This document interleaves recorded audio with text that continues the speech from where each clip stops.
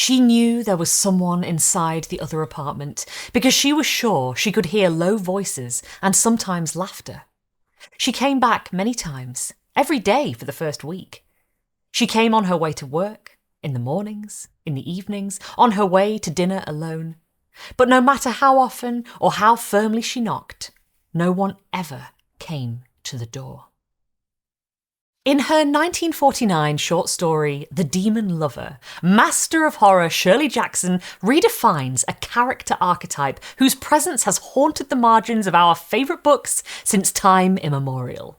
Her depiction of a demonic, devilish man seducing and annihilating a naive and desperate woman has its roots in a ballad that's over 400 years old and which Jackson actually quotes from in the epilogue to The Lottery and Other Stories, the collection The Daemon Lover resides within.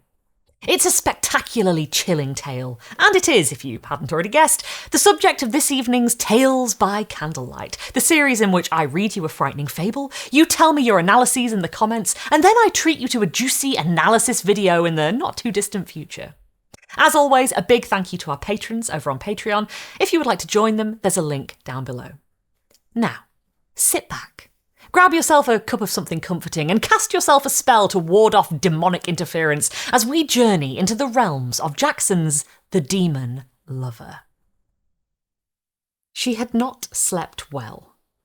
From 1:30 when Jamie left and she went lingeringly to bed until 7 when she at last allowed herself to get up and make coffee, she had slept fitfully, stirring awake to open her eyes and look into the half-darkness, remembering over and over, slipping again into a feverish dream. She spent almost an hour over her coffee. They were to have a real breakfast on the way. And then, unless she wanted to dress early, had nothing to do. She washed her coffee cup and made her bed, looking carefully over the clothes she planned to wear, worried unnecessarily at the window over whether it would be a fine day. She sat down to read, thought that she might write a letter to her sister instead, and began, in her finest handwriting, "Dearest Anne, by the time you get this, I will be married. Doesn't it sound funny? I can hardly believe it myself. But when I tell you how it happened, you'll see it's even stranger than that." Sitting, pen in hand, she hesitated over what to say next, read the lines already written, and tore up the letter. She went to the window and saw that it was undeniably a fine day. It occurred to her that perhaps she ought not to wear the blue silk dress. It was too plain, almost severe, and she wanted to be soft, feminine. Anxiously, she pulled through the dresses in the closet and hesitated over a print she had worn the summer before. It was too young for her, and it had a ruffled neck, and it was very early in the year for a print dress. But still. She hung the two dresses side by side on the outside of the closet door and opened the glass doors carefully closed upon the small closet that was her kitchenette. She turned on the burner under the coffee pot and went to the window. It was sunny. When the coffee pot began to crackle, she came back and poured herself a coffee into a clean cup. "I'll have a headache if I don't get some solid food soon," she thought. "All this coffee, smoking too much, no real breakfast. A headache on her wedding day." She went and got the tin box of aspirin from the bathroom closet and slipped it into her blue pocketbook. She'd have to change to a brown pocketbook if she wore the print dress, and the only brown pocketbook she had was shabby. Helplessly, she stood looking from the blue pocketbook to the print dress, and then put the pocketbook down and went and got her coffee, and sat down at the window, drinking her coffee and looking carefully around the one-room apartment. They planned to come back here tonight, and everything must be correct. With sudden horror, she realised that she had forgotten to put clean sheets on the bed. The laundry was freshly back, and she took clean sheets and pillowcases from the top shelf of the closet and stripped the bed, working quickly to avoid thinking consciously of why she was changing the sheets. The bed was a studio bed with a cover to make it look like a couch, and when it was finished, no one would have known she had just put clean sheets on it. She took the old sheets and pillowcases into the bathroom and stuffed them down into the hamper, and put the bathroom towels in the hamper too, and clean towels on the bathroom racks. Her coffee was cold when she came back to it, but she drank it anyway. When she looked at the clock, finally, and saw that it was after 9, she began, at last, to hurry. She took a bath and used one of the clean towels, which she put into the hamper and replaced with a clean one. She dressed carefully, all her underwear fresh and most of it new. She put everything she had worn the day before, including her nightgown, into the hamper. When she was ready for her dress, she hesitated before the closet door. The blue dress was certainly decent and clean and fairly becoming, but she had worn it several times with Jamie, and there was nothing about it which made it special for a wedding day.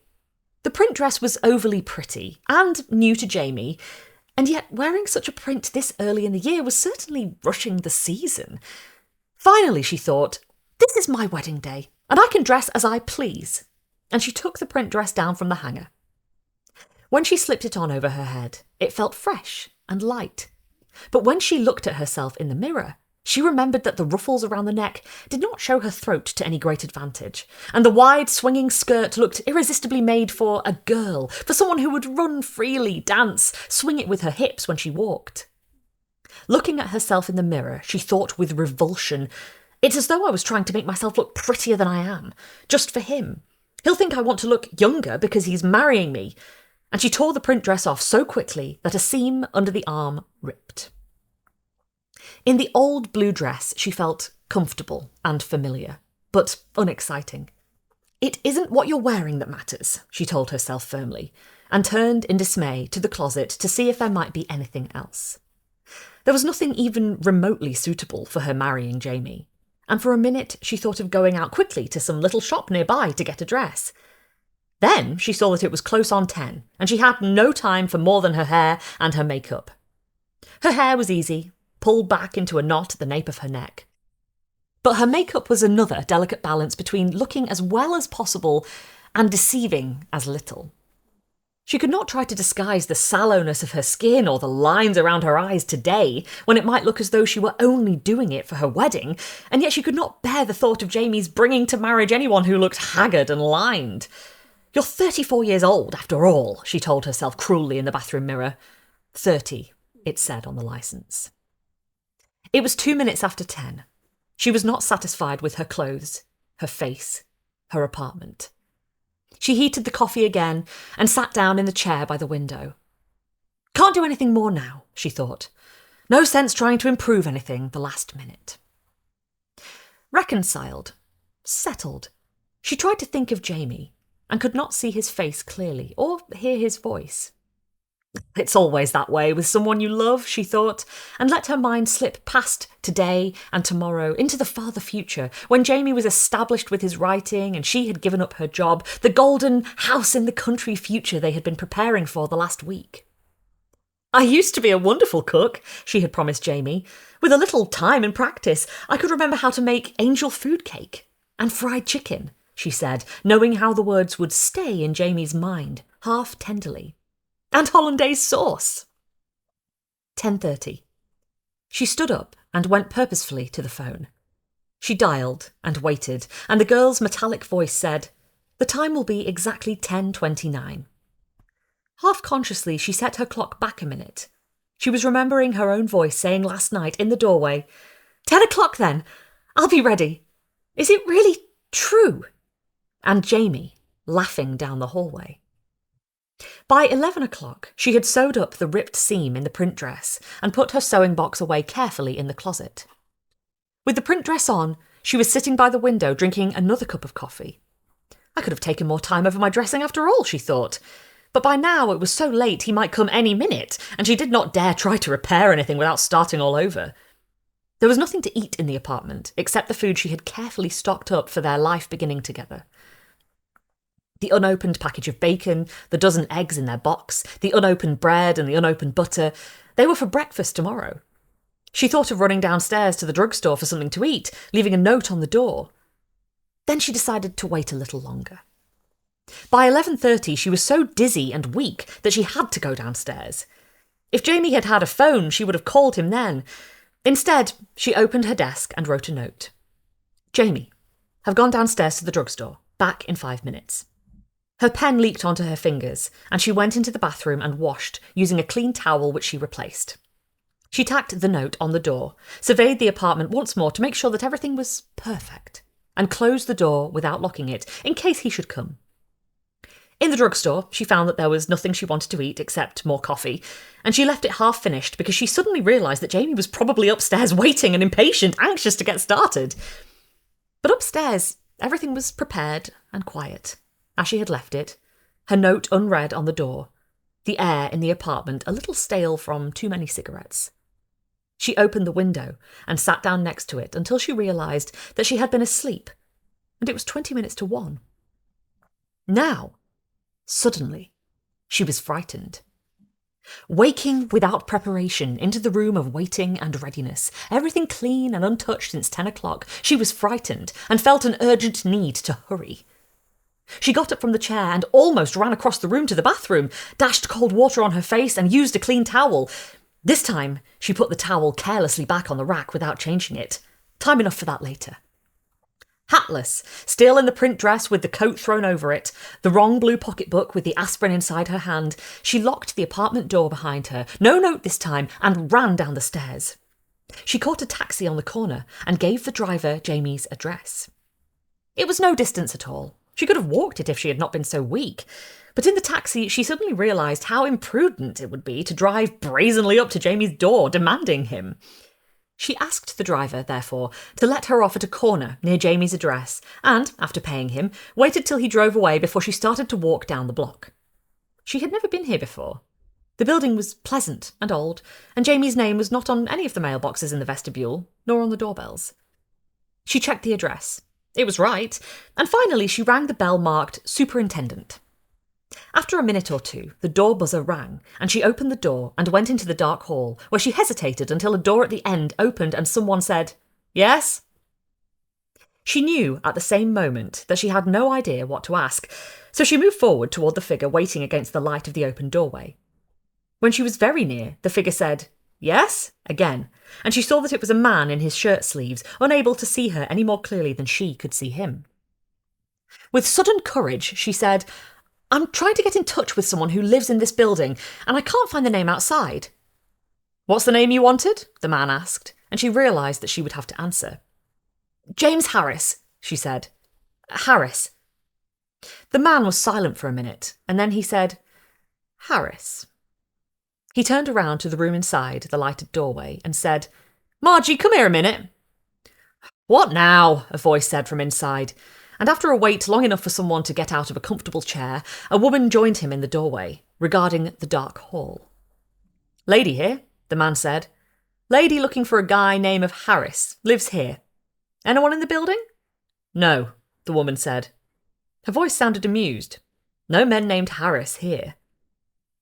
"Sorry," the man said. He started to close the door.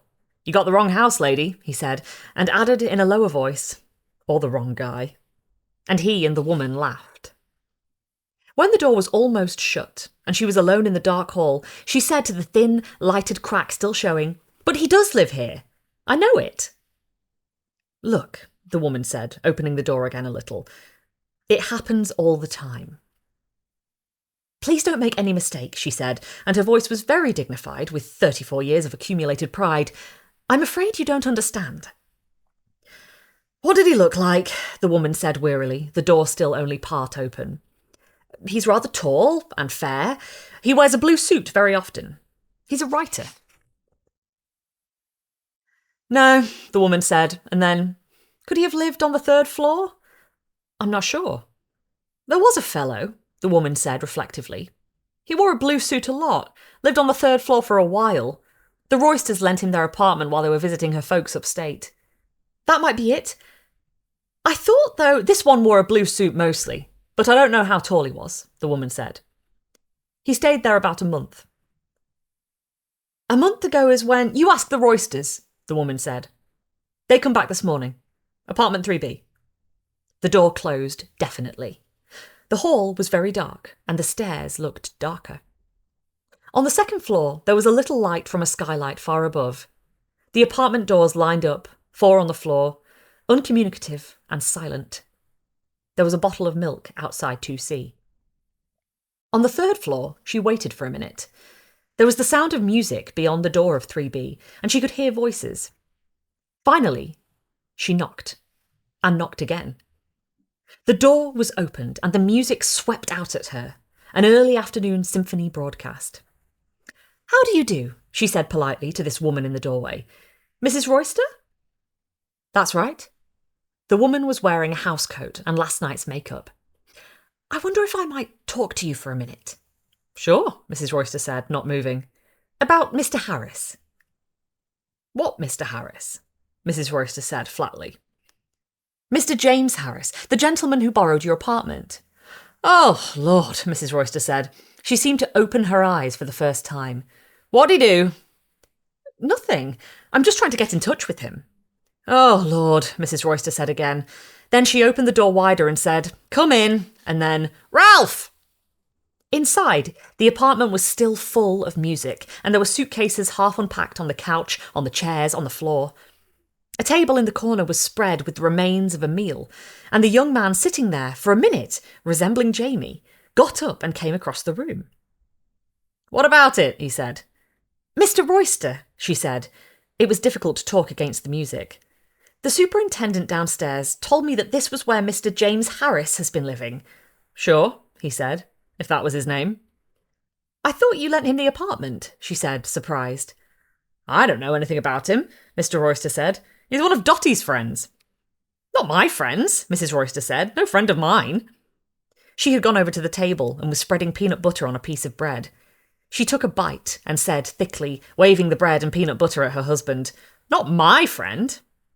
You picked him up at one of those damn meetings, Mr. Royster said. He shoved a suitcase off the chair next to the radio and sat down, picking up a magazine from the floor next to him. I never said more than 10 words to him. You said it was okay to lend him the place, Mrs. Royster said before she took another bite. You never said a word against him after all. I don't say anything about your friends, Mr. Royster said. If he'd have been a friend of mine, you would have said plenty, believe me, Mrs. Royster said darkly. She took another bite and said, Believe me, he would have said plenty. That's all I want to hear, Mr. Royster said over the top of the magazine. No more now. You see, Mrs. Royster pointed the bread and peanut butter at her husband. That's the way it is, day and night. There was silence, except for the music bellowing out of the radio next to Mr. Royster. And then she said, in a voice she hardly trusted to be heard over the radio noise, Has he gone, then? Who? Mrs. Royster demanded, looking up from the peanut butter jar. Mr. James Harris. Him? Oh, he must have left this morning before we got back. No sign of him anywhere. Gone? Everything was fine, though. Perfectly fine. I told you, she said to Mr. Royster. I told you he'd take care of everything fine. I can always tell. You were lucky, Mr. Royster said. Not a thing out of place, Mrs. Royster said. She waved her bread and peanut butter inclusively. Everything just the way we left it, she said. Do you know where he is now? Not the slightest idea, Mrs. Royster said cheerfully. But like I said, he left everything fine. Why? She asked suddenly. You looking for him? It's very important. I'm sorry, he's not here, Mrs. Royster said. She stepped forward politely when she saw her visitor turn towards the door. Maybe the super saw him, Mr. Royster said into the magazine. When the door was closed behind her, the hall was dark again, but the sound of the radio was deadened. She was halfway down the first flight of stairs when the door was opened and Mrs. Royster shouted down the stairwell, If I see him, I'll tell him you were looking for him. What can I do? She thought, out on the street again. It was impossible to go home, not with Jamie somewhere between here and there. She stood on the sidewalk so long that a woman, leaning out of a window across the way, turned and called to someone inside to come and see. Finally, on an impulse, she went into the small delicatessen next door to the apartment house on the side that led to her own apartment. There was a small man reading a newspaper, leaning against the counter. When she came in, he looked up and came down inside the counter to meet her. Over the glass case of cold meats and cheese, she said timidly, I'm trying to get in touch with a man who lived in the apartment house next door, and I just wondered if you know him. Why don't you ask the people there? The man said, his eyes narrow, inspecting her. It's because I'm not buying anything, she thought, and she said, I'm sorry, I asked them, but they don't know anything about him. They think he left this morning. I don't know what you want me to do, he said, moving a little back towards his newspaper. I'm not here to keep track of guys going in and out next door. She said quickly, I thought you might have noticed, that's all. He would have been coming past here a little before 10 o'clock. He was rather tall, and he usually wore a blue suit.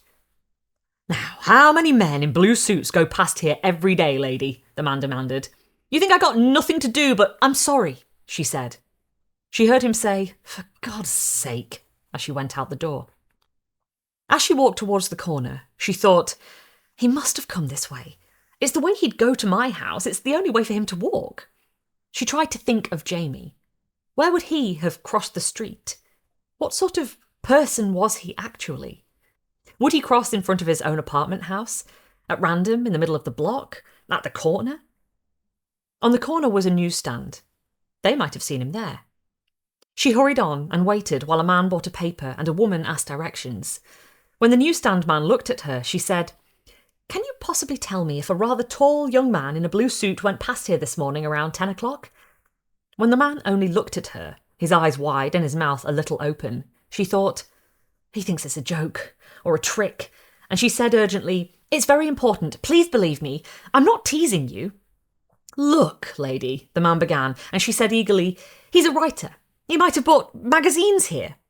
"What do you want him for?" the man asked. He looked at her, smiling, and she realised that there was another man waiting in back of her, and the newsdealer's smile included him.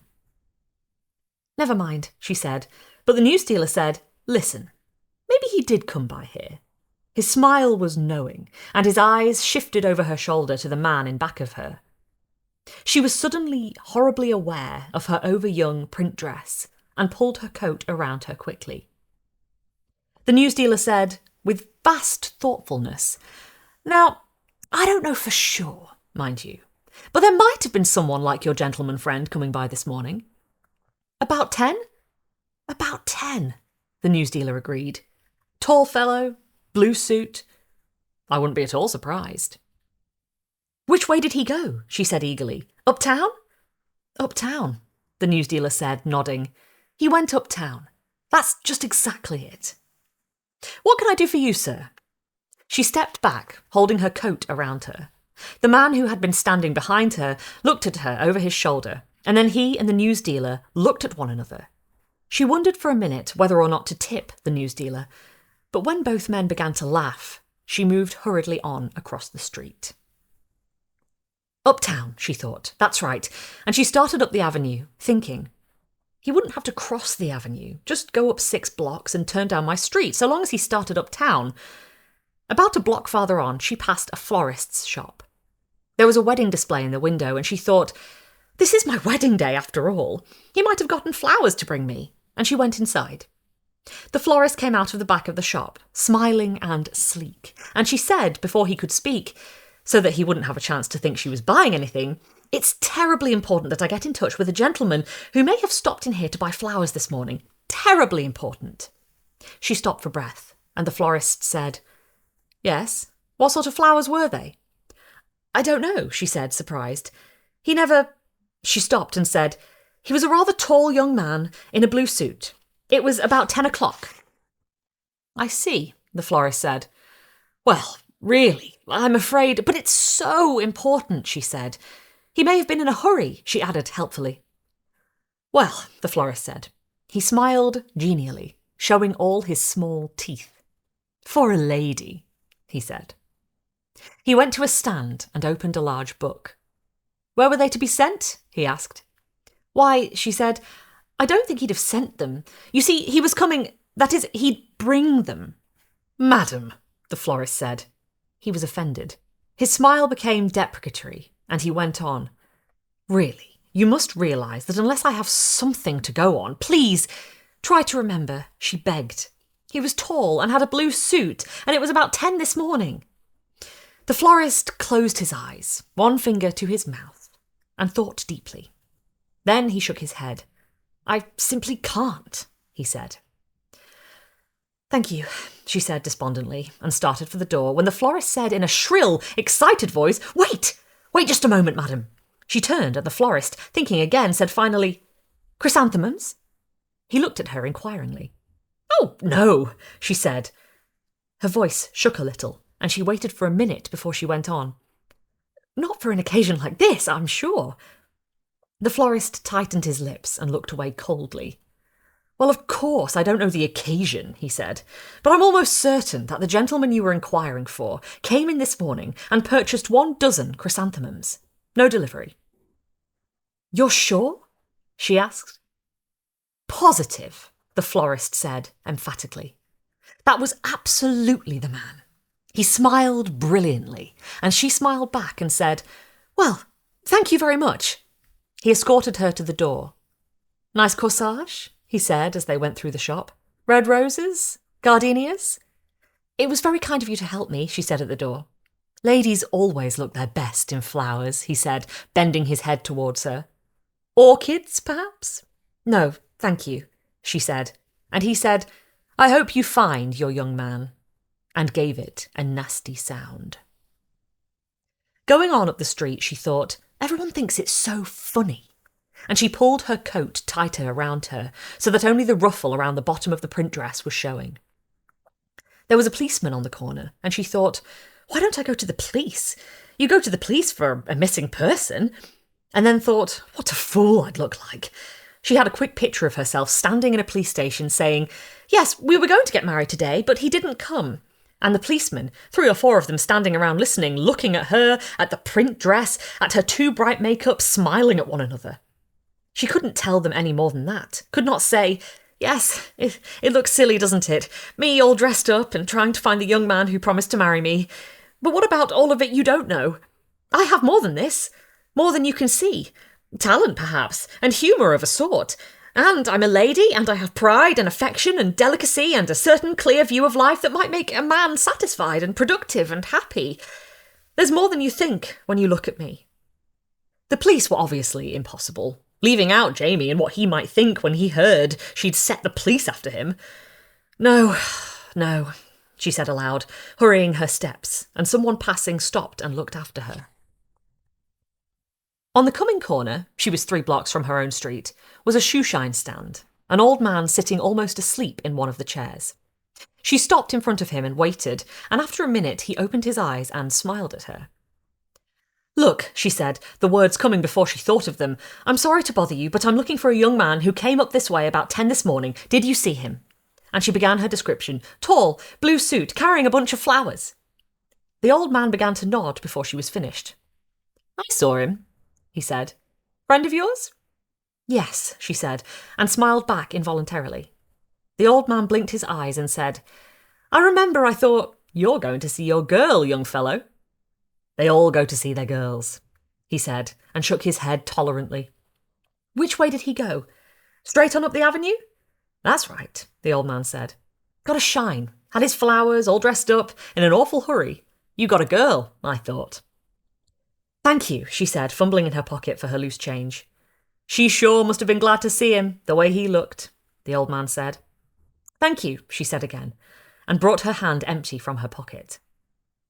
For the first time, she was really sure he would be waiting for her, and she hurried up the 3 blocks, the skirt of her print dress swinging under her coat, and turned into her own block.